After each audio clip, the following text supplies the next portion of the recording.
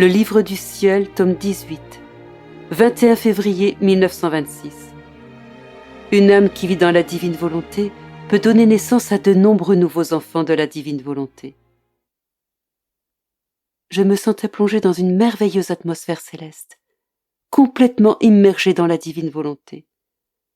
Trouvant en moi la même volonté qu'eux, tous les actes de la divine volonté me donnaient un baiser. Je leur retournais ce baiser, et j'imprimais sur chacun un « je t'aime ». Ils semblaient désirer être reconnus par moi et obtenir mon approbation. Alors mon doux Jésus sortit de mon intérieur. Avec ses mains divines, il me lia à la lumière dans laquelle je me trouvais de sorte que je ne pouvais plus voir que Jésus, sa volonté et tout ce qu'elle faisait. Quel bonheur, quelle joie! Jésus était en fait lui aussi. Il semblait tellement satisfait de me voir dans sa volonté qu'il paraissait ne vouloir s'occuper que de sa volonté, afin qu'elle soit complète en moi, et qu'elle triomphe surtout, pour que soit pleinement atteint le but pour lequel toutes les choses ont été créées. Ensuite, il me dit « Ma fille, petite nouveau-née de ma volonté, tu dois savoir que quiconque est né dans ma volonté peut être mère et donner naissance à de nombreux enfants de ma volonté. Pour être mère, il est nécessaire d'avoir en soi ce qu'il faut pour former la vie qu'on veut amener à la lumière. On le fait à partir de son sang, de sa chair et d'aliments continuellement consommés. Si on n'a pas en soi de semences ni de substances suffisantes, on ne peut espérer être mère. Par le fait que tu es né dans ma volonté, il y a en toi la semence de fécondité nécessaire. On peut dire que chaque connaissance que je t'ai donnée est une semence pour un enfant de ma volonté. Tes actes continuels dans ma volonté constituent une nourriture abondante, te permettant de former en toi ces enfants, pour ensuite les présenter à ma volonté. Ils seront éternellement la joie de la mère qui leur a donné naissance. Chaque manifestation additionnelle que je te fais signifie une nouvelle naissance orchestrée par ma volonté, une nouvelle vie divine pour le bien des créatures, et la décroissance de la volonté humaine au profit de la divine volonté.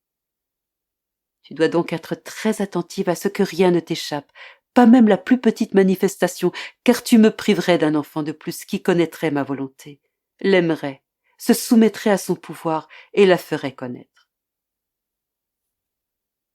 Ensuite, je ne sais pas pourquoi, j'ai ressenti ma peur habituelle de quitter sa très sainte volonté, ne fût-ce que pour un instant.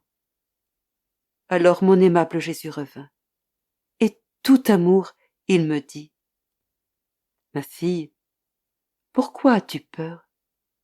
Écoute, quand tu t'inquiètes par peur de sortir de ma volonté, cela m'amuse car il y a tant d'eau dans la mer de ma volonté où tu te trouves que tu ne pourrais en trouver les limites pour pouvoir la quitter.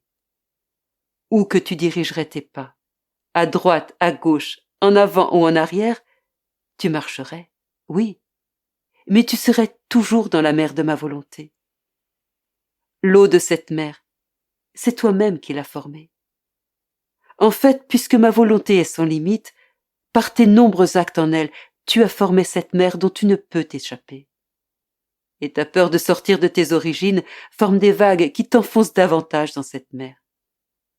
Cependant, je ne te fais pas de reproches, car je sais où tu es et comment tu es. Je cherche simplement à t'inciter à vivre en paix dans ma volonté. Je te surprendrai avec des choses encore plus étonnantes qui te feront tout oublier, y compris tes peurs, et en paix, tu navigueras sur la mer de ma volonté.